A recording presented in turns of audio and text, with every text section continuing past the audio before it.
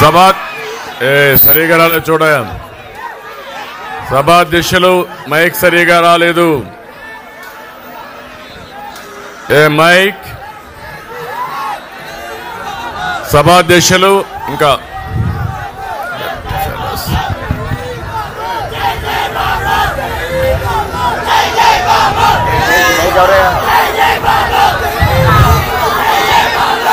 Mic mic కొంచెం sound పెంచాలి, volume పెంచాలి. ఓకే, వినపడస్తా ఉందా? ఓకే, ఇంకా కొంచెం పెంచాలి.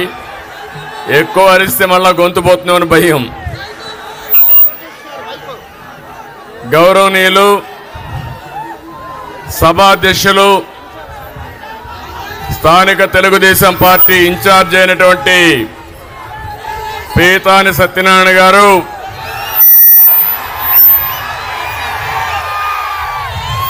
జిల్లా తెలుగుదేశం పార్టీ అధ్యక్షురాలు సీతారాం లక్ష్మి గారు, జిల్లా జనసేన పార్టీ అధ్యక్షుడు గౌరవనీయులు గోవిందరావు గారు, తెలుగుదేశం పార్టీ జనసేన పార్టీకి సంబంధించిన వేదిక పైనుండే నాయకులందరికీ, ఈ రెండు పార్టీల తరపున ఈ కార్యక్రమానికి విచ్చేసిన సోదరమండలందరికీ, జిల్లా ప్రజానీకానికి అందరికి కూడా పేరు పేరున మనస్ఫూర్తిగా నమస్కారాలు, అభినందనలు, శుభాభినందనలు. ఒక చల్లని సాయంత్రం, ఆహ్లాదకరమైన సాయంత్రం, ఎటు చూసినా పచ్చని పొలాలే. అదే పశ్చిమ గోదావరి. ఒక మహనీయుడి యొక్క దూరదృష్టి. మన దేశస్థుడు కాదు, బ్రిటన్ నుంచి వచ్చిన సముద్రంలోకి నీళ్లు పోతున్నాయి. ఈ ప్రాంతం కరువుందని ధవళేశ్వరం బ్యారేజ్ కట్టాడు తమ్ముళ్ళు. అది ఆ రోజు చేసిన పని. దానితో ఈరోజు మీరు ఒక్కసారి ఆలోచిస్తే దేశానికి అన్నపూర్ణగా పశ్చిమ గోదావరి జిల్లాలో దేశానికే తిండి పెట్టారు మీరు. అలాంటి ఈ జిల్లాకు రావడం నా అదృష్టంగా భావిస్తున్నా. ఇంకో పక్క అల్లూరి సీతారామరాజు పుట్టిన జిల్లా. బ్రిటిష్ వాళ్ళ గుండెల్లో రైళ్లు పరిగెత్తించి ప్రాణత్యాగం చేసి మనకి స్వాతంత్రం రావడానికి దోహదం చేసిన వ్యక్తి. అలాంటి పుణ్యభూమి జిల్లా. ఇంకో పక్క ఇక్కడ మిమ్మల్ని చూస్తే మంచికి మారు పేరు పశ్చిమ గోదావరి జిల్లా. మన నాయకుడు ఎన్టీ రామారావు గారు ఎప్పుడు చెప్పేవారు, అతిథి మర్యాదకు పశ్చిమ గోదావరి జిల్లా మారు పేరని ఎప్పుడూ చెప్పేవాడు ఆయన. అలాంటి పశ్చిమ గోదావరి జిల్లాకు రావడం చాలా సంతోషం. 2014 15 అసెంబ్లీలు మీరు గెలిపించారు. 3 పార్లమెంట్లు గెలిపించారు. రేపు రాబోయే రోజుల్లో ఎప్పుడు ఎన్నికలు పెట్టినా తెలుగుదేశం జనసేన జైత్రయాత్ర ఇక్కడి నుంచే ప్రారంభిస్తున్నాం. 15 అన్ని పార్లమెంట్ గెలిపిస్తారా లేదా అని మిమ్మల్ని అడుగుతున్నా. గట్టిగా చెప్పాలి. నేను ఒక విషయం అడుగుతున్నా. మీరెప్పుడు కూడా తెలుగుదేశం పార్టీ అంటే ఎప్పుడు అభిమానంగా ఉండేవారు. జనసేన పార్టీ పైన కూడా అభిమానం ఎక్కువ ఉండే జిల్లా ఈ జిల్లా. మొట్టమొదటిసారిగా ఒక్కసారి తప్పుటడుగేశారు. అది 2019లో. అవునా కాదా అని మిమ్మల్ని అడుగుతున్నా. నేను అడుగుతున్నా, ఈ 5 ఏళ్లుగా 4 సంవత్సరాల 9 నెలలు అయిపోయింది. సినిమా అయిపోయింది. తొందరలోనే పోతారు వీళ్ళు. నేను మిమ్మల్ని అందరినీ ఒకటి అడుగుతున్నా, సమాజంలో ఏ ఒక్క వ్యక్తి అయినా ఆనందంగా ఉన్నారా అని మిమ్మల్ని అడుగుతున్నా. 5 సంవత్సరాల్లో మీ జీవితాల్లో మార్పు వచ్చిందా అని మిమ్మల్ని అడుగుతున్నా. మీ ఆదాయం పెరిగిందా అని మిమ్మల్ని అడుగుతున్నా. అంటే మాయ మాటలు ఎవ్రీడే చెప్తున్నారు ఈ ముఖ్యమంత్రి. నేనేదో పనిచేసా బటన్ నొక్కానని. తమలో నాకు ఒక కథ జ్ఞాపకం వస్తా ఉంది. ఒక రాజా అనే వ్యక్తి ఎప్పుడు సైకిల్ ఎక్కి తిరిగేవాడు. ఏ కష్టం లేదు, పెట్రోల్ ఖర్చు లేదు. ఎక్కడికి పోవాలన్నా సైకిల్ మీద దూసుకెళ్లిపోయేవాడు. సాఫీగా జరిగింది. ఒక వ్యక్తి వచ్చాడు, అతను అడిగాడు, నువ్వు నాతో రా, నిన్ను బ్రహ్మాండంగా స్పీడ్గా తీసుకుపోతాను, స్వర్గాన్ని చూపిస్తానన్నాడు. Motor bike ఎక్కించుకున్నాడు. కొంత దూరం పోయాడు, పెట్రోల్ అయిపోయింది. పెట్రోల్ కొట్టించమన్నాడు. అతను అనుకున్నాడు, ఎక్కాము, ఏం చేయాలో తెలియదు, పెట్రోల్ కొట్టించాడు. అక్కడి నుంచి ఇంకొంత దూరం పోయాడు, మోటార్ బైక్ చెడిపోయింది, రిపేర్ చేయమన్నాడు. రిపేరు చేశాడు. ఇంకొంత దూరం పోయాడు, చీకటి పడింది. మోటార్ బైక్ నిలబెట్టి ఒళ్ళుపాయ నుండి అన్ని కూడా దోచుకొని పారిపోయాడు. అంటే మీరు గుర్తుపెట్టుకోవాలి, ఈరోజు ఈ ప్రభుత్వం మీకేం చెప్పింది? కరెంటు ఛార్జీలు పెంచమని చెప్పారా లేదా? పెట్రోల్ డీజిల్ పెంచమని చెప్పారా లేదా? నిత్యావసర వస్తువుల ధరలు పెంచమని చెప్పారా లేదా? అదే జరిగింది. పెట్రోల్ పోయించడం అంటే పన్నులు వేయడం, రిపేర్లు చేయించడం అంటే ఎక్కడికక్కడ ఇష్టానుసారంగా అన్ని విధాలుగా దోచేయడం. మూడోది, రాష్ట్రాన్నే విధ్వంసం చేశాడు. ఈ విషయం మీరు గుర్తుపెట్టుకోవాలి.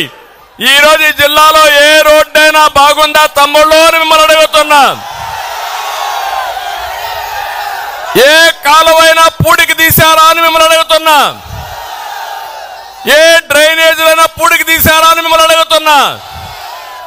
వ్యవస్థల్ని సర్వనాశనం చేశారు.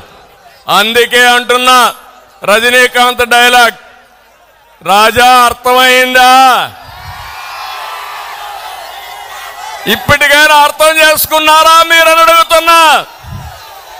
రేపు రాబోయే ఎన్నికల్లో చిత్తుగా ఈ పార్టీని వదిలిపెట్టి భూస్థాపితం చేయడానికి సిద్ధంగా ఉన్నారా తమ్ముళ్ళు అని మిమ్మల్ని అడుగుతున్నా, ఆడబిడ్డలను అడుగుతున్నా.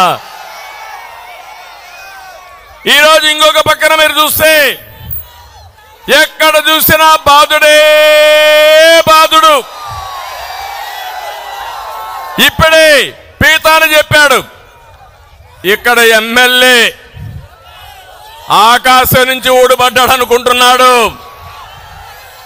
ఇక్కడ మీటింగ్ పెట్టుకుంటామంటే వీళ్ళబ్బ సొమ్ము మారిగా అడ్డుపడ్డాడంటే కబద్దార్, జాగ్రత్తగా ఉండమని హెచ్చరిస్తున్నా.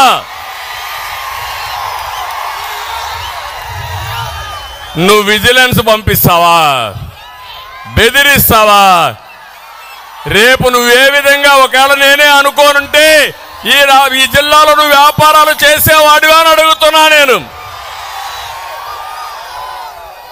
తమ్ముళ్ళు, ఇంకో పక్క ఈ జిల్లా వెస్ట్ గోదావరి జిల్లా అక్వా రంగం, పెద్ద ఎత్తున అక్వా రంగం ఉంది.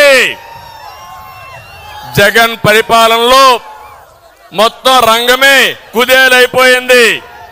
ఒక్కసారి 5 ఏళ్లకు మనం జ్ఞాపకం చేసుకోండి.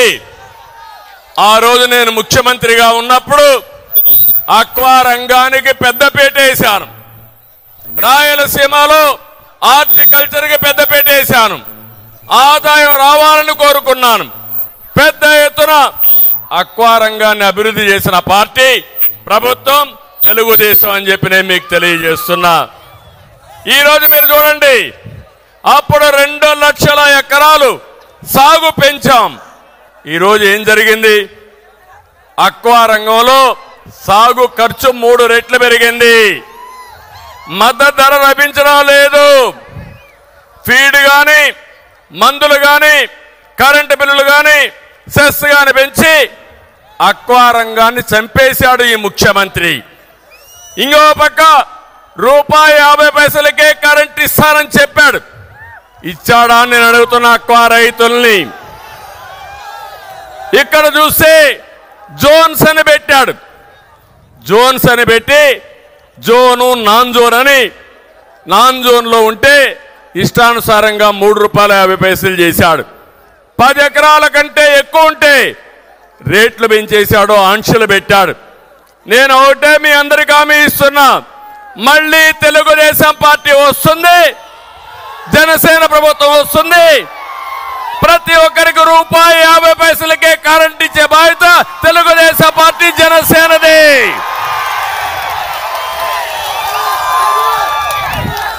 ఏఎంసీ సెస్ పెంచారు, నీటి పన్ను పెంచారు, ట్రాన్స్ఫార్మర్ రేట్లు పెంచారు, ఏరియేటర్లు విపరీతంగా పెంచేశారు. మోటార్లపై కూడా సబ్సిడీ ఇస్తామని చెప్పి నేను మీకు తెలియజేస్తున్నా. ఈ జిల్లాలోనే మళ్ళీ అక్వా రంగానికి పూర్వ వైభవం తీసుకొచ్చే బాధ్యత తెలుగుదేశం పార్టీది, జనసేనది. ఇంకో పక్క రైతు, వరి రైతు. మొన్నే చూశారు మీరు, 4 రోజులు నేను గోదావరి జిల్లాలో ఉన్నా. మీరు పండించిన పంట కొనకపోతే దోపిడీ జరుగుతూ ఉంటే ఈ దోపిడీ వ్యవస్థ పైన పోరాటం చేశాను. నేను అడుగుతున్నా, ఇప్పుడైనా సరే 4.5 సంవత్సరాలు ఎవరికైనా రైతుకు న్యాయం జరిగిందా అని మిమ్మల్ని అడుగుతున్నా. ఏ కౌలు రైతైనా బాగున్నాడా అని మిమ్మల్ని అడుగుతున్నా. ధాన్యం కొనుగోలుకి గోని సంచులు ఇవ్వలేని దద్దమ్మ ప్రభుత్వం ఈ ప్రభుత్వం. అలాంటి ప్రభుత్వం ఇష్టానుసారంగా చేసే పరిస్థితి వచ్చారు. ఈరోజు రైతుల పరిస్థితులు చూస్తే నీళ్లున్నాయి కానీ క్రాప్ హాలిడే ఇచ్చే పరిస్థితికి వచ్చారు. నీళ్లు కూడా సరిగా ఇవ్వలేకుండా చతికిలబడే పరిస్థితి వచ్చింది. దేశంలో ఎక్కువ అప్పుండే రైతాంగం ఆంధ్రప్రదేశ్లో ఉన్నారు, నెంబర్ 1 అది. రెండోది, ఎక్కువ కౌలు రైతులు ఆత్మహత్యలు చేసుకోవడం 2వ స్థానంలో ఆంధ్రప్రదేశ్ ఉంది. మూడోది చూస్తే రైతు ఆత్మహత్యలు ఎక్కువ ఆంధ్రప్రదేశ్లో ఉన్నాయని చెప్పి నేను మీకు తెలియజేస్తున్నా. మళ్ళీ రైతు రాజ్యం తీసుకొస్తాం, రైతుకు న్యాయం చేస్తాం, మీకు అండగా ఉంటామని ఈ ఆచంట మహాసభలో మీ అందరికీ హామీ ఇస్తున్నానని చెప్పి కూడా నేను మీకు తెలియజేస్తున్నా. ఇంకో పక్క పోలవరం చిరకాల కోరిక. నేను ఆ రోజు పోలవరాన్ని పరిగెత్తించాను. సోమవారం పోలవరంగా మార్చుకున్నాను. 72% పూర్తి చేశాను. ఎవరైనా అసమర్థుడు వస్తే చేతగాని వాడిని అంటాం, కానీ దుర్మార్గుడు వచ్చి ధ్వంసం చేస్తే ఏమనాలో ఒక్కసారి మీరు ఆలోచించండి. 2019లో పోలవరానికి గ్రహణం పట్టింది. జగన్మోహన్ రెడ్డి వస్తారే కాంట్రాక్టర్ని మార్చాడు, ఆఫీసర్లు మార్చారు. అక్కడి నుంచి డయాఫామ్ వాళ్ళు 2 సీజన్లో ఉధృతంగా వర్షం వచ్చి అందులోనే పోయి పూర్తిగా దెబ్బతినే పరిస్థితి వచ్చింది. ఇప్పటికి కూడా అతి లేదు, గతి లేదు, ఏమైంది చెప్పే పరిస్థితి లేరు. కాఫర్ డ్యామ్లో అయితే 2 మధ్య నీళ్లు వచ్చేసే పరిస్థితి వచ్చింది. గైడ్ బండ్ అయితే కుంగిపోయింది. అంటే పోలవరాన్ని గోదావరిలో కలిపేశాడు. నా బాధ అది. నేను ఒకటే చెప్తున్నా, పోలవరానికి గ్రహణం పోవాలంటే ఈ జగన్ పోవాలి. మళ్ళీ పోలవరం పూర్తి చేసుకుని రాష్ట్రానికి నదులను సంధానం చేయడమే కాకుండా ఈ జిల్లాకు 3 పంటలకు నీళ్లు ఇచ్చే బాధ్యత తెలుగుదేశం జనసేన ప్రభుత్వం తీసుకుంటామని హామీ ఇస్తున్నా. ఒక్క విషయం మనం గుర్తుపెట్టుకోవాలి. జగన్మోహన్ రెడ్డి మాట్లాడితే ఒక మాట మాట్లాడతాడు, విశ్వసనీయత. విశ్వసనీయత అవునా కాదా? మడమ తిప్పను. నేను అడుగుతున్న తమ్ముళ్ళు, ఈయన విశ్వసనీయత ఎలాంటిదంటే నేతి బీరకాయలో నేతి ఎంత ఉంటుందో ఈయన ప్రవర్తనలో విశ్వసనీయత అంతే. ఎన్నికల ముందు ఏం చెప్పాడు గుర్తుందా? ఆ రోజు మనకు చెప్పింది ప్రత్యేక హోదా తెస్తాన్నాడా లేదా అని మిమ్మల్ని అడుగుతున్నా. తెస్తాన్నాడా లేదా? కేంద్రం మెడలు వస్తాన్నాడా లేదా? ఎన్నికలు అవుతారు ఏం చేశాడు? సాక్షాత్ మెడలుంచేసి అక్కడి నుంచి కేంద్రంతో భయపడిపోయి కేసుల కోసం సాక్షాత్తు మెడలుంచిన వ్యక్తి జగన్మోహన్ రెడ్డి. మీరు ఒక విషయం గుర్తుపెట్టుకోండి, ఎన్నికల ముందు అందరికీ చెప్పాడు కదా, మా ఆడబిడ్డలున్నారు, ఏమమ్మా మద్యపాన నిషేధం చేస్తా అన్నాడా?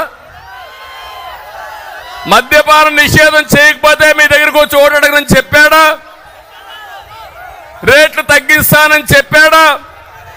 ఏం చేశాడు? బూమ్ బూమ్ తెచ్చాడు, నాసిరకం బ్రాండ్లు తెచ్చాడు. మద్యం మీరందరూ తాగేది అలవాటు అయింది కాబట్టి ఈరోజు మీరు చూస్తే మద్యాన్ని తాకట్టు పెట్టి 25 ఏళ్లకు అప్పులు తీసుకొచ్చాడు. ఎంత దుర్మార్గం మీరు ఆలోచించండి. ఇది విశ్వసనీయత. నేను అడుగుతున్నా, జగన్మోహన్ రెడ్డి గారు కానీ వైఎస్ఆర్ కాంగ్రెస్ నాయకులు కానీ మీకు ఓటు హక్కు అడిగే అవకాశం లేదు, ఆ అధికారం మీకు లేదు. మద్యపాన నిషేధం మీద మాట తప్పిన మీరు, మడమ తిప్పిన మీరు అడగడానికి అవకాశం లేదని చెప్పి కూడా నేను మీకు తెలియజేస్తున్నా. 4వది మీరు చూస్తే ఊరూరికి వచ్చి ఉద్యోగస్తులతో అన్నాడు సిపిఎస్. అది ఎంత పని? ఒక వారంలో చేస్తా అన్నాడు. ఎన్ని వారాలైనా అడుగుతున్నా ఈ ముఖ్యమంత్రిని, అంగన్వాడీ టీచర్లకి జీతాలు పెంచాలని చెప్పాడా లేదా అని మిమ్మల్ని అడుగుతున్నా. ఈరోజు అంగన్వాడీ టీచర్ల పైన, ఆయాల పైన ఎస్మా తీసుకొచ్చి ఉద్యోగాలను తీసేస్తానంటున్నాడు. ఈరోజు రాష్ట్రంలో అందరూ ఆందోళన ఉన్నారు. దానికి కారణం ఈ చేతగాని దద్దమ్మ ప్రభుత్వం, అవినీతి ప్రభుత్వం, అసమర్థ ప్రభుత్వం అని చెప్పి కూడా నేను మీకు తెలియజేస్తున్నా. ఏం తమ్ముళ్ళు అడుగుతున్నా, యువతని ఉద్యోగాలు ఇస్తాన్నాడా లేదా? మీకు జాబ్ క్యాలెండర్ ఉన్నాడా లేదా? డిఎస్సి పెడతా అన్నాడా లేదా? 5 ఏళ్లలో ఒక ఉద్యోగం ఇచ్చాడా అని మిమ్మల్ని అడుగుతున్నా. ఎవరికైనా వచ్చిందా అని మిమ్మల్ని అడుగుతున్నా. జాబు రావాలంటే అది మన విశ్వసనీయత, అది ఈ బోగస్ విశ్వసనీయత. ఇంకో పక్క కరెంటు ఛార్జీలు పూర్తిగా తగ్గిస్తా అన్నాడు. ఎన్నిసార్లు పెంచారు? 9 సార్లు పెంచాడు. అంటే లెక్కలేనితనం, చెప్పిన అబద్ధాలు చెప్పకుండా బతుకుతున్నాడు.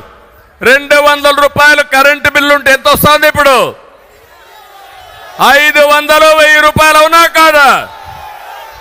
ఏమమ్మా ఎంత వస్తుంది కరెంటు బిల్లు? 1000 రూపాయలు.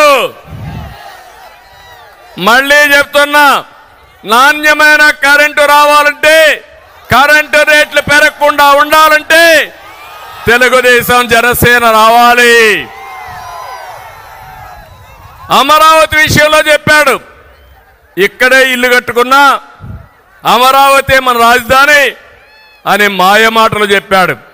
ఎన్నికలైనాయి, మాట మార్చేశాడు, ఊసర వెళ్ళి రాజకీయాలు చేశాడు. ఇప్పుడేమంటారు 3 రాజధానులు అన్నాడు.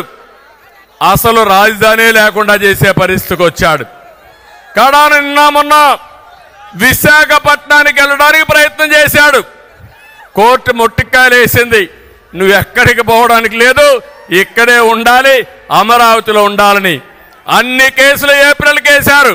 ఇప్పుడు చెప్తున్నా, నీ పీరియడ్ అయిపోయింది. అమరావతి మన రాజధాని, ఇది తథ్యం. అంటే 5 సంవత్సరాలు రాజధాని లేకుండా చేసినది ఈ జగన్మోహన్ రెడ్డి విశ్వసనీయత. ఇంకో పక్క వస్తా, ఆ వెర్రిపప్పు కూడా వస్తా. వివేకానంద రెడ్డిని చంపేసి నారాసుర రక్త చరిత్ర అని చెప్పి కడాన ఆయన కూతురి పైన కేసులు పెట్టి వేధించడం అంటే మీరు ఒక్కసారి గుర్తుపెట్టుకోవాలి. బాబాయినే చంపేసిన వాడు నువ్వు, నేను ఒక లెక్క తమ్ముళ్ళు అని మిమ్మల్ని అడుగుతున్నా. కడాన ఈరోజు మీరు చూస్తే చెల్లెలు, ఆ రోజు జగనన్న బాణం, జగనన్న వదిలిన బాణం ఏమైంది? ఈరోజు ఏమైంది? తిరిగి జగనన్న పైన తిరుగుతా ఉంది.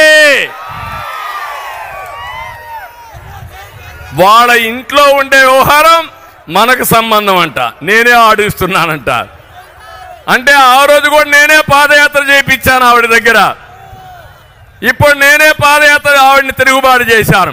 అంటే సిగ్గు ఎగ్గు లేకుండా, చెప్పిన అబద్ధాలు చెప్పకుండా, కళ్ళార్పకుండా అబద్ధాలు చెప్పే వ్యక్తి ఈ జగన్మోహన్ రెడ్డి అని చెప్పి కూడా నేను మీకు తెలియజేస్తున్నా. ఇంకో పక్క మీరు ఒకసారి చూస్తే ఆ రోజు రిలయన్స్ మీద వైఎస్ఆర్ను చంపింది రిలయన్స్ అని దాడులు చేశారు, జ్ఞాపకం ఉందా మీకు? అప్పట్లో తర్వాత ఏం చేశాడు? రిలయన్స్ అధినేత వస్తే నత్వాని వాళ్ళ మనిషికి ఎంపీ రాజ్యసభ ఇచ్చాడు, జ్ఞాపకం ఉందా మీకు? అది విశ్వసనీయత. ఇలాంటి విశ్వసనీయత ఉండే వ్యక్తిని ఏమనాలి నాకైతే అర్థం కాల. నిన్న మొన్న మీరు ఒకసారి చూస్తే ఒక మాట మాట్లాడుతున్నాడు, పెత్తందారులకి పేదవాళ్ళ మధ్య యుద్ధం అంట. ఏంటో నాకు అర్థం కాల ఇది. అంటే ఏం చేసినా జరిగిపోతుందనుకుంటున్నాడు. దేశంలోనే ఎక్కువ సంపద ఉండి ఎక్కువ ఆదాయం వచ్చే ముఖ్యమంత్రి జగన్మోహన్ రెడ్డి. 510 కోట్ల రూపాయల సంపద. దేశంలో ఉండే అందరూ ముఖ్యమంత్రుల ఆదాయం ఎంతుందో దానికంటే ఎక్కువ ఆదాయం సంపద ఈయనకుంది. నేను అడుగుతున్నా, ఇప్పుడు 5 ఏళ్లలో మీ ఆదాయం పెరిగిందా? పెరిగిందా మీ ఆదాయం? ఆయన ఆదాయం పెరిగింది. ఎట్లా పెరిగిందో మీకు చెప్పాలి కదా. ఇప్పుడు చెప్పే ధైర్యం ఈ జగన్మోహన్ రెడ్డికి ఉందా అని అడుగుతున్నా. చెప్తాడా అని మిమ్మల్ని అడుగుతున్నా. తమ్ముళ్ళు, ఎక్కడ చూసినా దోపిడీ ఇలాంటివన్నీ చేసి ఇష్టానుసారంగా పెంచుకొని ఈయన వీళ్ళ మనుషులందరూ కూడా దోపిడీ చేసే పరిస్థితికి వచ్చారు. నేను అందుకనే ఈరోజు అడుగుతున్నా, ఇవన్నీ మీరు సంపాదించారు, మీరు దేశంలోనే రిచెస్ట్ మ్యాన్గా తయారయ్యారు. ఈ రాష్ట్రంలో ఉండే ప్రజలు మాత్రం దేశంలో నిరుపేదలుగా తయారయ్యే పరిస్థితి తెచ్చారు. అది మీరు చేసిన ఘనత అని చెప్పి కూడా నేను మీకు తెలియజేస్తున్నా. ఈరోజు ఇంకొక పక్కన ఈ జిల్లాలో, ఈ రాష్ట్రంలో మంత్రులు ఉన్నారు. ఏం తమ్ముళ్ళు, ఎవడైనా ఒక్కడైనా సమర్థమైన మంత్రులు ఉన్నారా అని మిమ్మల్ని అడుగుతున్నా. కానీ ఒక పాలసీ పెట్టాడు, ప్రతి ఒక్క మంత్రి, ప్రతి ఒక్క ఎమ్మెల్యే మనల్ని తిట్టాలి. మీరు చూస్తే వైసీపీలో బూతు రత్న అయితే ఎమ్మెల్యే టికెట్, బూత్ సామ్రాట్ అయితే వాడికి మంత్రి పదవి. ముందు నన్ను తిట్టాలి, పవన్ కళ్యాణ్ తిట్టాలి, లోకేష్ తిట్టాలి, అప్పుడే వీళ్ళకి మంత్రి పదవులు, అప్పుడే ఎమ్మెల్యే సీట్లు, అప్పుడే ఎంపీ సీట్లు. ఇది ఎక్కడ సౌభాగ్యం అని అడుగుతున్నా. డయాఫామ్ వాల్ అంటే తెలియని వ్యక్తి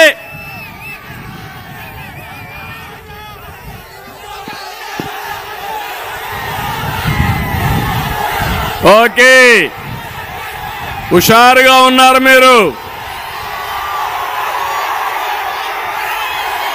డయాఫార్మాల్ అంటే తెలియని వ్యక్తి ఇరిగేషన్ శాఖ మంత్రి, పెట్టుబడులంటే కోడిగుడ్డు అనే వ్యక్తి ఐటీ మంత్రి, ధాన్యానికి సంచులు ఇవ్వలేని మంత్రి పౌర సరఫరాల మంత్రి, కోర్టు ఫైలు లేపేవాడు వ్యవసాయ శాఖ మంత్రి, గనులు మింగేసేవాడు గనుల శాఖ మంత్రి, క్లబ్బుల్లో డాన్సులు వేసే ఆవిడ మహిళా సంక్షేమం కోసం మాట్లాడుతుంది. ఏం తమ్ముళ్ళు అర్థమైందా మీకు ఇప్పటికైనా వీళ్ళ యొక్క వేషాలు? వీళ్ళ పెట్టుకొని మనమంతా కూడా రాజకీయం చేయాల్సి వస్తా ఉంది. నేను గాని పవన్ కళ్యాణ్ గాని వేదిక పైన నాయకులు గాని మీ మీద గాని దాడులు చేశారా లేదా అని మిమ్మల్ని అడుగుతున్నా. ఏంటి దౌర్భాగ్యం అని మిమ్మల్ని అడుగుతున్నా.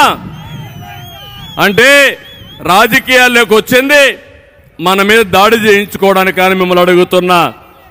ఇలాంటి వ్యక్తుల్ని ఏం చేయాలనో ఆలోచించాల్సిన బాధ్యత మీ అందరి పైన ఉంది. నేను అడుగుతున్నా ఈ కుండే వాళ్ళందరినీ, బీసీలు ఉన్నారు, మొన్నే ప్రవేశపెట్టాం జై హో బీసీ అని. బీసీల కోసం ఒక ప్రత్యేకమైన కార్యక్రమం తెలుగుదేశం పార్టీ తీసుకునింది. నేను అందరినీ మీకు అందరికీ హామీ ఇస్తున్నా, తెలుగుదేశానికి వెన్నెముక బీసీలు. ఆ బీసీలకు ప్రత్యేక ప్రణాళిక తీసుకొస్తాం. న్యాయం చేసే బాధ్యత తెలుగుదేశం పార్టీ తీసుకుంటామని బీసీలందరికీ హామీ ఇస్తున్నా. రెండోది ఎస్సీలు ఉన్నారు, ఎస్సీలకు కూడా అన్యాయం జరిగింది. ఈ ప్రభుత్వం ద్రోహం చేశారు. కడాన తమ్ముళ్ళు మీరు చూస్తే ఒక డ్రైవర్ ఎస్సీని చంపేసి డోర్ డెలివరీ చేసిన ప్రభుత్వం ఈ వైఎస్ఆర్ కాంగ్రెస్ పార్టీ అని చెప్పి కూడా నేను మీకు తెలియజేస్తున్నా. ఎస్టీలకు అన్యాయం జరిగింది, మైనారిటీలకు అన్యాయం జరిగింది. అందరికీ అన్యాయం చేసి సామాజిక న్యాయం కోసం యాత్ర చేస్తున్నామని వేషాలేసే ముఖ్యమంత్రి నేను ప్రపంచంలో ఎప్పుడు చూడలా. మళ్ళా సామాజిక న్యాయం చేసే party Telugu Desam party, Janasena party మీకు న్యాయం చేస్తామని చెప్పి కూడా నేను మీకు తెలియజేస్తున్నా. ఈ జిల్లాలో కాపులు కూడా ఉన్నారు, మీకు కూడా అన్యాయం జరిగింది. తెలుగుదేశం పార్టీ హయాంలో 3,000 కోట్ల రూపాయలు ఖర్చు పెట్టామా లేదా అని మిమ్మల్ని అడుగుతున్నా. 5 ఏళ్లలో 10,000 కోట్లు ఖర్చు పెడతామన్నారు, పెట్టారా అని మిమ్మల్ని అడుగుతున్నా. 1 రూపాయి పెట్టారా అని మిమ్మల్ని అడుగుతున్నా. ఆ రోజు రిజర్వేషన్లు ఇస్తే అది కూడా తీసేసిన ప్రభుత్వం ఈ ప్రభుత్వం. నేను అందుకే ఇవన్నీ చూసిన తర్వాత మీ అందరికీ ఒకటే హామీ ఇస్తున్నా. మొన్ననే బాబు భరోసా, భవిష్యత్ గ్యారంటీ, సూపర్ 6 తీసుకొచ్చాం. మా ఆడబిడ్డలకు హామీ ఇస్తున్న మహాలక్ష్మి ప్రోగ్రాం. నేనే డాక్రా సంఘాలు పెట్టాను, ఉద్యోగాల్లో కాలేజీల్లో ఆడపిల్లలకు రిజర్వేషన్లు పెట్టాను, దీపం కింద వంట గ్యాస్ ఇచ్చాను. ఈరోజు మీకు హామీ ఇస్తున్నా, ప్రతి ఒక్క మహిళ ఇంట్లో 2 ముగ్గురున్నా నెలకు 1,500 రూపాయలు ఇచ్చే బాధ్యత తెలుగుదేశం పార్టీ, జనసేన తీసుకుంటాం. ఇంతేకాదు ఆడబిడ్డ అమ్మకు వందనం కింద ఇంట్లో ఎంతమంది పిల్లలుంటే అంతమందికి 15,000 రూపాయలు ఇస్తాం. మాట తప్పాడు, అందరికి ఇస్తామని ఒకరికే ఇచ్చారు. నేను హామీ ఇస్తున్నా, ఎంతమంది పిల్లలుంటే అంతమందికి 15,000 ఇచ్చే బాధ్యత తెలుగుదేశం పార్టీ, జనసేన తీసుకుంటాం. మూడోది 3 సిలిండర్ల గ్యాస్ సిలిండర్లు ఉచితంగా ఇస్తామని మీకు హామీ ఇస్తున్నా. నాలుగోది ఆర్టీసీ బస్సుల్లో ఉచిత ప్రయాణ సౌకర్యం ఏర్పాటు చేస్తాం. మహిళల్ని గౌరవిస్తాం, మీకు చేయూతనిస్తాం. ప్రతి ఒక్క మహిళని ఒక శక్తివంతమైన మహిళగా తయారు చేసే బాధ్యత మేము తీసుకుంటామని మీ ఆడబిడ్డలందరికీ హామీ ఇస్తున్నా. రెండోది రైతుకి 20,000 రూపాయలు అన్న దాత కింద వారికి సహాయం చేస్తాం. మూడోది యువగళం కింద మా తమ్ముళ్ళకి నేను ఇచ్చే భరోసా ఇది. 20 లక్షల ఉద్యోగాలు 5 ఏళ్లలో ఇచ్చే బాధ్యత మేము తీసుకుంటాం. ఉద్యోగాలన్నీ కూడా మీరు ఒకటే గుర్తుపెట్టుకోవాలి. ఒకప్పుడు మనము అధికారంలోకి వచ్చినప్పుడు తెలుగుదేశం పార్టీ ఎప్పుడు అధికారంలోకి వచ్చినా ఉద్యోగాలు ఆటోమేటిక్గా వచ్చేటివి. ఇప్పుడు అన్నీ పోయినాయి. మీకు ఉద్యోగం వచ్చే వరకు 3000 రూపాయలు నిరుద్యోగ భృతి ఇస్తాను, అది కూడా చేస్తాం. అది కాకుండా మీ ఇంటి దగ్గర కూర్చొని మీరు పనిచేసుకునే విధంగా వర్క్ ఫ్రమ్ హోమ్ తీసుకొస్తా. మీకు బోరు కొట్టినప్పుడు మండల హెడ్ క్వార్టర్కు ఆ చెట్టులో వర్క్ స్టేషన్లు పెట్టి మంచి గార్డెన్లో పెట్టి మీరు అక్కడి నుంచి పనిచేసే విధానానికి శ్రీకారం చుడతారు. ఆంధ్రప్రదేశ్ రాష్ట్రాన్ని ప్రపంచంతో అనుసంధానం చేస్తాం. మీరు ఎక్కడ కావాలంటే అక్కడ ఉద్యోగం చేయొచ్చు, మీ ఊరు నుంచే ఉద్యోగం చేసుకోవచ్చు. మీకు ఆదాయాన్ని సంపాదించే మార్గం తెలుగుదేశం పార్టీ చూపిస్తుందని హామీ ఇస్తున్నా. ప్రతి ఒక్క ఇంటికి రక్షిత మంచినీరు ఇస్తాం. ఇవే కాకుండా వెనుకబడిన వర్గాలకు ప్రత్యేకమైన సబ్ ప్లాన్ తీసుకొస్తాం. ప్రతి ఒక్క వర్గానికి న్యాయం చేసే బాధ్యత, ప్రతి ఒక్క కులానికి న్యాయం చేసే బాధ్యత జనసేన తెలుగుదేశం పార్టీ కూటమి తీసుకుంటుందని చెప్పి నేను హామీ ఇస్తున్నా. అన్నింటికంటే ముఖ్యమైన కార్యక్రమం పేదవాడికి అండగా ఉంటా.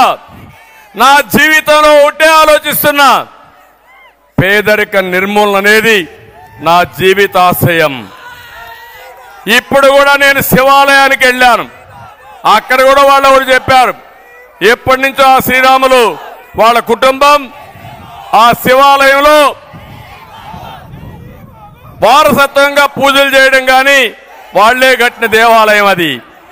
అక్కడికి పోతే నేను దేవుణ్ణి ఒకటే కోరుకున్నా, ఆంధ్రప్రదేశ్లో ఉండే ప్రజానీకం, తెలుగు ప్రజానీకం ప్రపంచంలోనే నెంబర్ 1 గా తయారు చేయడానికి నాకు శక్తిని, తెలివితేటల్ని ప్రసాదించమని ఆ శివుణ్ణి కోరుకున్నా. ఇది సాధ్యం. ఎందుకు సాధ్యం అంటున్నానంటే 25 ఏళ్లకు మునుపు చేసినటువంటి పని వల్ల హైదరాబాద్ మెరిసిపోతా ఉంది, అమరావతి వెలువెలబోతా ఉంది. మళ్ళీ హామీ ఇస్తున్నా, మీరందరూ సహకరించండి. మళ్ళీ తిరుగులేని శక్తిగా తెలుగు జాతిని తయారు చేసే బాధ్యత తెలుగుదేశం పార్టీ జనసేన తీసుకుంటాం. ఇటీవల నాకు కష్టం వచ్చినప్పుడు 80 దేశాల్లో తెలుగువారు స్పందించారు. 80 దేశాల్లో, మారుమూల ప్రపంచంలో ఎక్కడ పోయినా ఉన్నారు.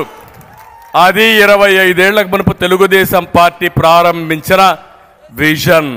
మళ్ళీ హామీ ఇస్తున్నా, మళ్ళీ తెలుగు జాతిని ప్రపంచంలోనే ఒక శక్తివంతమైన జాతిగా తయారు చేసే బాధ్యత తెలుగుదేశం పార్టీది. రెండోది, ఈ రాష్ట్రంలో ఉండే 5 కోట్ల మంది పేదవాళ్ళకు అండగా నిలబడబోయేది తెలుగుదేశం పార్టీ. మూడో విషయం చెప్తున్నా, జగన్ మారిగా 10 రూపాయలు ఇచ్చి 100 రూపాయలు దోచుకోవడం కాదు. కష్టపడతాం, సంపద సృష్టిస్తాం, 15 రూపాయలు ఇస్తాం. 15 రూపాయలతో 100 రూపాయలు సంపాదించే మార్గాన్ని చూపిస్తా. 100 రూపాయలతో 1000 రూపాయలు చూపించే మార్గం చూపిస్తాం. అదే సంపద సృష్టి, అదే పేదవాడికి అండగా తెలుగుదేశం పార్టీ ఉంటుందని మీ అందరికి హామీ ఇస్తున్నా. నా జీవితంలో ఇది చేసి నా నిజాయితీ నిరూపించుకుంటానని మరొక్కసారి మీ అందరికి హామీ ఇస్తున్నా. ఇవి కాకుండా ఇక్కడే మనం ఎన్ఐటీ తెచ్చాం. దానికి ల్యాండ్ కూడా ఇవ్వలేదు. తాడేపల్లి గూడెంలో, భీమవరంలో అక్వా యూనివర్సిటీ, అది కూడా ఊసే లేదు. నర్సాపూర్ పరిధిలో బియ్యపు తిప్ప దగ్గర ఫిషింగ్ హార్బర్, ఆ పనులు కూడా జరగడం లేదు. గోదావరి, నర్సాపూర్, సకినేటిపల్లి వంతెన నిర్మాణం మాటలకే పరిమితమైంది. నిడదవోలు, పాలకొల్లు, తణుకులకి తాగునీరిచ్చే విద్యేశ్వరం పెండింగ్ లో పడిపోయింది. ఇవన్నీ కూడా చేసే బాధ్యత తెలుగుదేశం పార్టీ జనసేన తీసుకుంటాం. తమిళలో ఈరోజు ఒక్క విషయం ఆలోచించండి. ప్రతి ఒక్క తల్లి ఆవేదన, ప్రతి ఒక్క అమ్మ ఆందోళన, తన బిడ్డకు ఉద్యోగం లేని తల్లి బాధ. చదివిచ్చాం, కూలి పని చేసుకుంటున్నాం, మళ్ళా ఖర్చులకు మేమే డబ్బులు ఇవ్వాలని పిల్లల కోసం బాధపడుతుంది ప్రతి ఒక్క తల్లి. పెరిగిన ధరలతో తన కుటుంబం ఏ విధంగా నడపాలని ప్రతి ఒక్క ఆడబిడ్డ బాధపడే పరిస్థితి. పిల్లలకు మంచి తిండి పెట్టలేకపోయాం, పౌష్టికాహారం ఇవ్వలేకపోయామని తల్లి ఆందోళన. ప్రతి ఒక్కరికి హామీ ఇస్తున్నా, మళ్ళీ నేను అండగా ఉంటా. ఒక కుటుంబ పెద్దగా, ఒక సోదరుడుగా మీకు అండగా ఉండి మిమ్మల్ని ఆదుకునే బాధ్యత తెలుగుదేశం జనసేన తీసుకుంటాం. 3 నెలలే, ఈ 3 నెలలు వెయిట్ చేయండి. ఇంకో పక్క ఇక్కడ ఎమ్మెల్యేలు ఉన్నారు. ఇప్పుడే చెప్పాడు మన పీతాని కూడా, ఆచంట ఎమ్మెల్యే రొయ్యల చెరువు తవ్వాలంటే ముడుపులు ఇవ్వాల్సిందా లేదా? డబ్బులు ఇస్తున్నారా లేదా అని అడుగుతున్నా. ఇస్తున్నామంటే గట్టిగా చప్పట్లు కూడా చెప్పండి.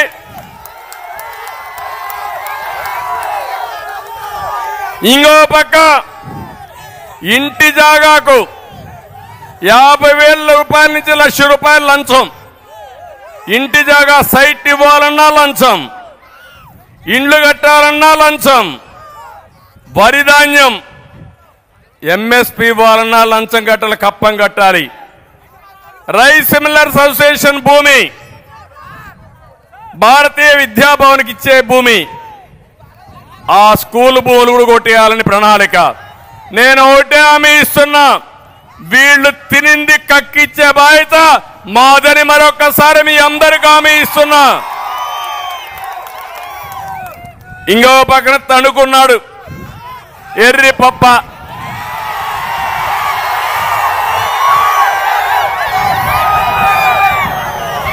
సొంత ఊళ్ళో ధాన్యం సంచులు ఇవ్వలేని ఎర్రి పప్ప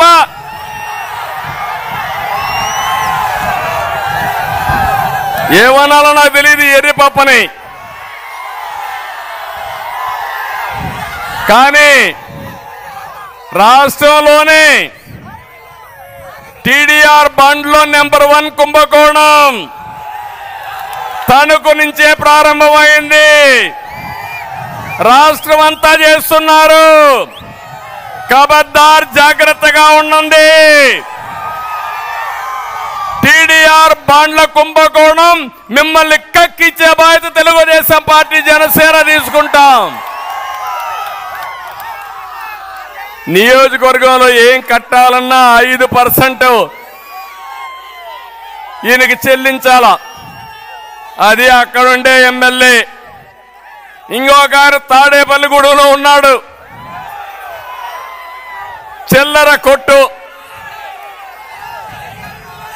కొట్టు పెట్టేశాడు. ఏది బిల్డింగ్ కావాలన్నా ట్యాక్స్ కట్టాల్సింది, లేఅవుట్ వేయాలన్నా ట్యాక్స్ కట్టాల్సింది, అన్నిటికీ ట్యాక్స్లే.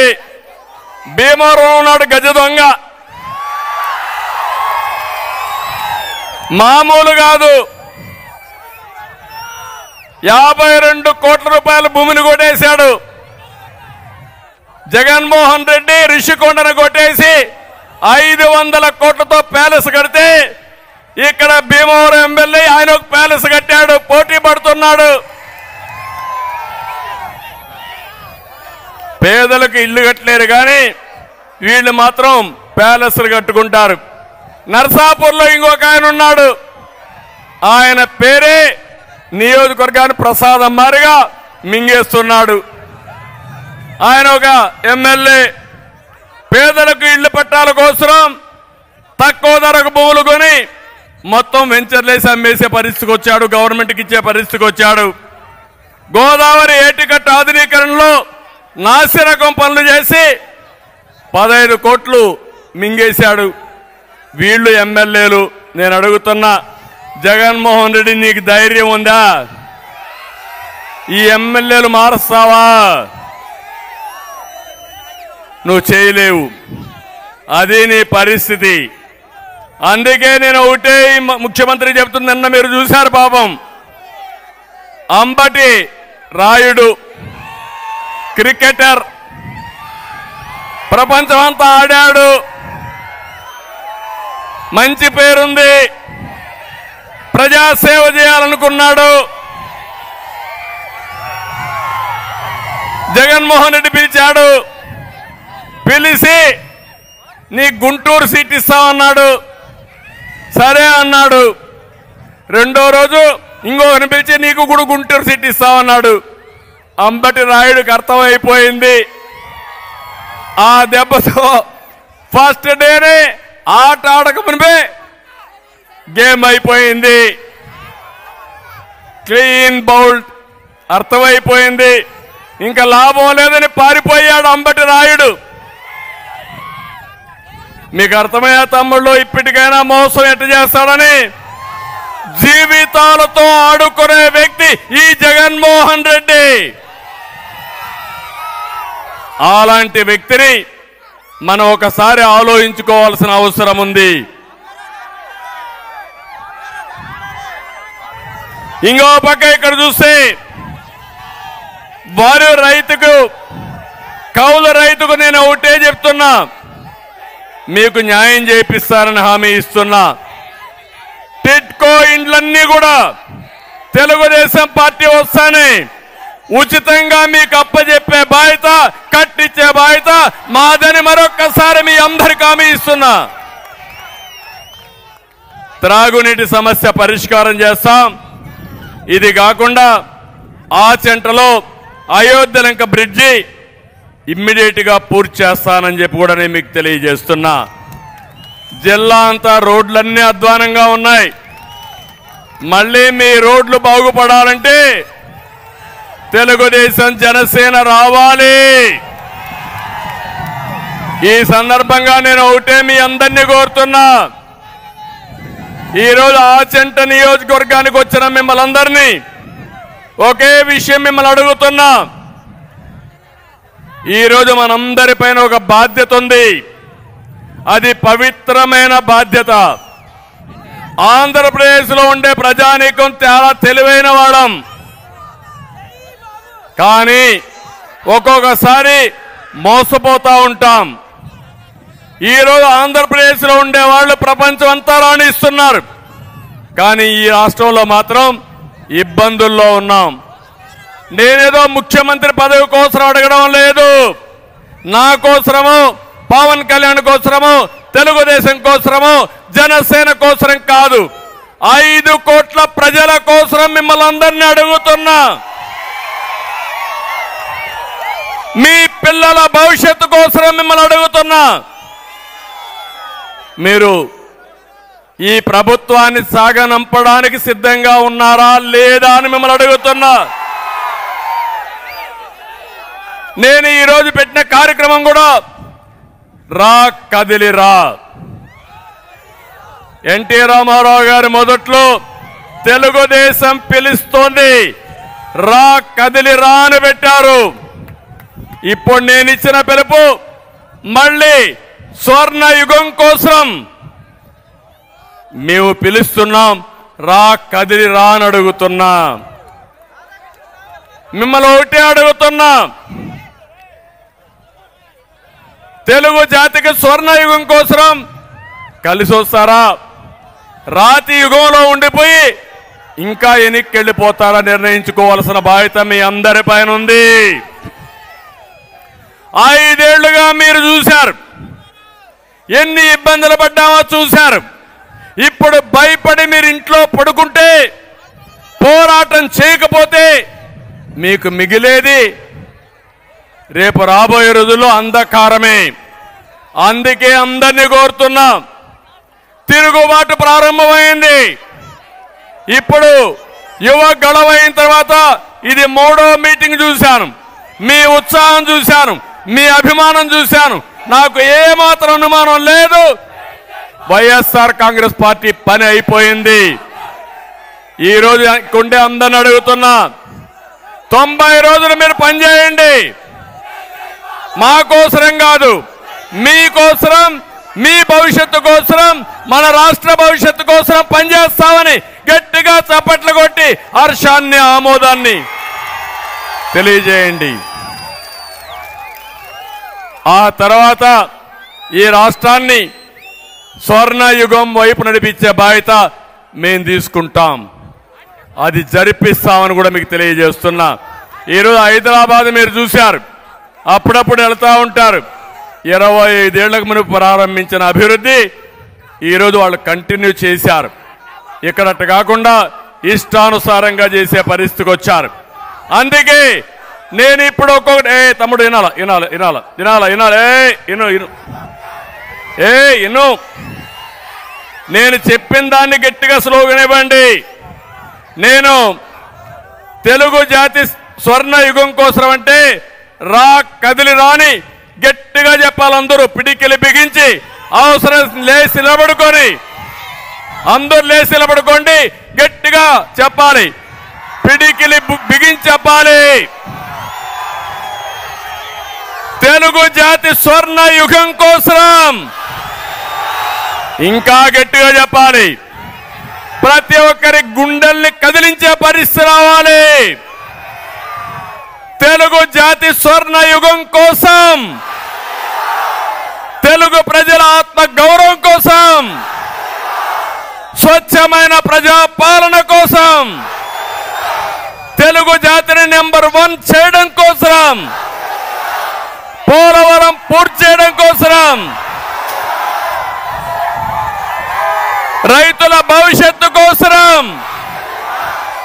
అక్వా రైతుల కోసం, మన బిడ్డల ఉద్యోగాల కోసం, ఆడబిడ్డల రక్షణ కోసం రాష్ట్రాన్ని కాపాడుకుందాం. చాలా సంతోషం. మళ్ళీ అడుగుతున్నా, సైకో పోవాలి.